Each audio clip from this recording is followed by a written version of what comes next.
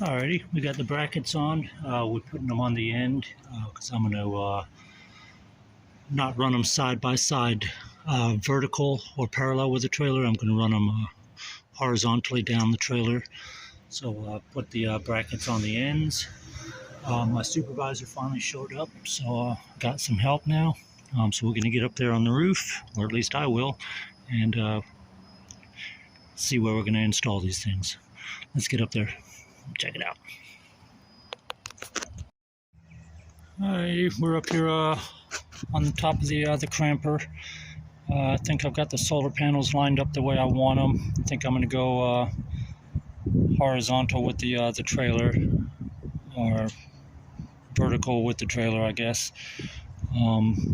They seem to fit a little better. I've measured off the sides. It's pretty much even. Got them centered up pretty well.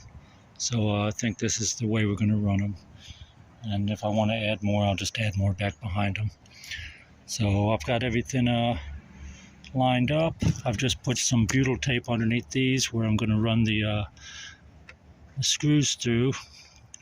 I'm kind of concerned about the screws that came with the kit, as they are extremely long.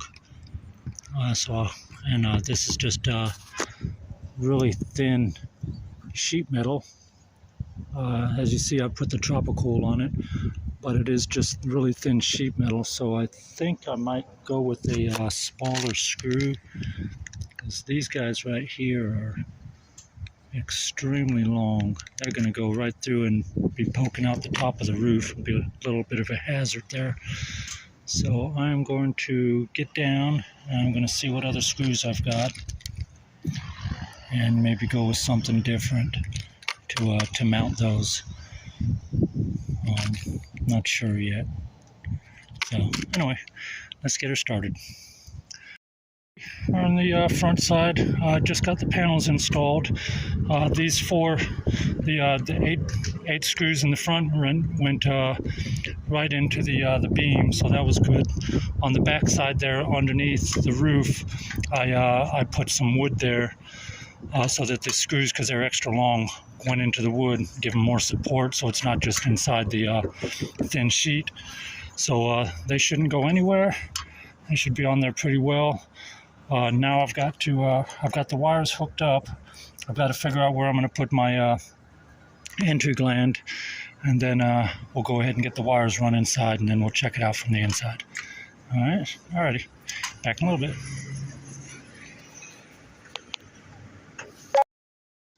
Alrighty, we just cut the hole and put the grommet in for the entry gland. Fixing to install the entry gland now and get that taped off and set. So let's get her in and we'll run our wires. Alrighty, we just installed the solar panels on the roof up here. I've got two 100-watt panels and then a small 35-watt panel right there. The small 35-watt panel powers a fan, which is in my electrical center down there where my batteries are, my inverter, stuff like that, the back of the AC. So it's just got a little fan being powered solely by the solar power. No batteries or anything, just the solar panel hooked directly into the battery. Directly into the fan, powering the fan. I put my entry gland right here with the caulking around it, the butyl tape all around it. It seems to be pretty sturdy, but I might later on throw a couple screws in here just to secure that a little better, to make sure. With these wires kind of pulling on it down, it should stay pretty good. Got to get my piece of wood off of there, but yeah, I got my solar panels hooked up today.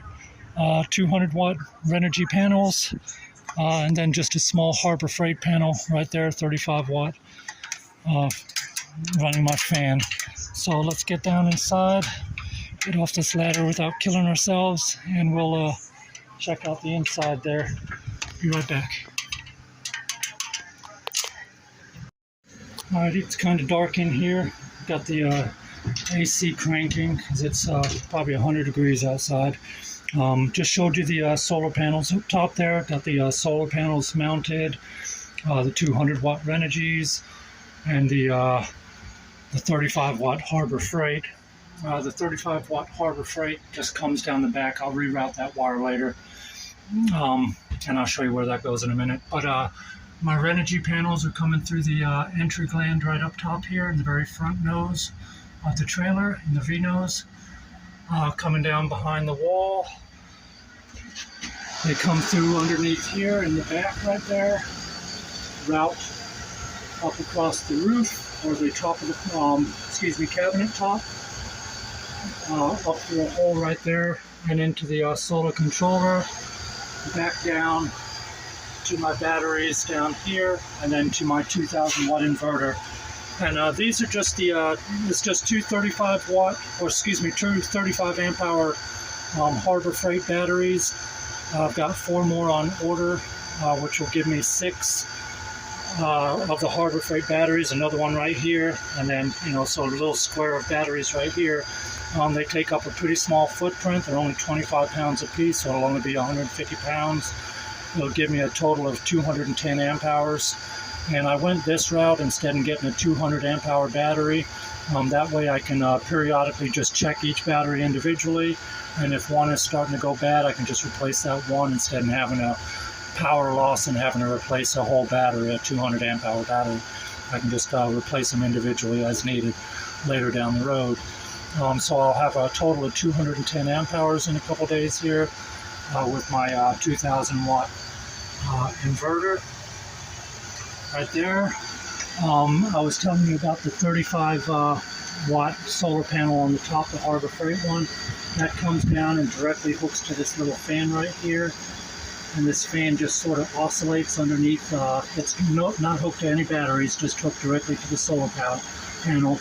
So, when the sun comes up and it starts to heat up inside here a little bit, that fan will kick on and, aerate and cool down my batteries and my panel and stuff like that.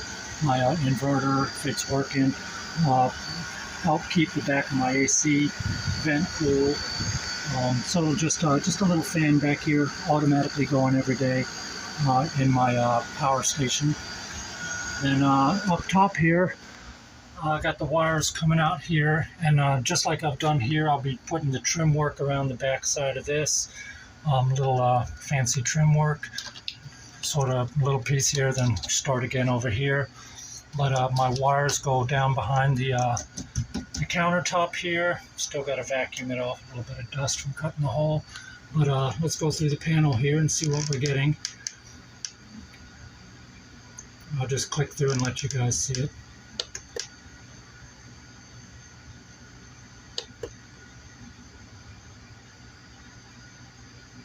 Everything seems to be working nicely. Batteries that are 100%.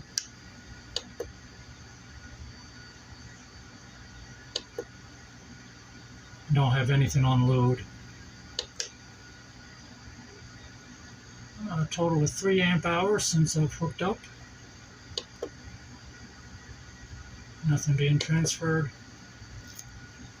36 degrees Celsius. I got to get the Bluetooth so I can change that to Fahrenheit. And looks like everything is working nicely. So let's do the magic. Go ahead and dun dun dun dun.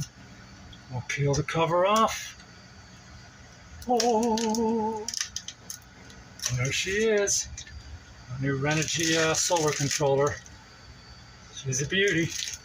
Alright, it's only a 20 amp, so I've only got the 2 100 watt panels, 20 amp solar controller, and I'll have 210 amps of battery, amp hours of battery power, and my 2000 watt inverter.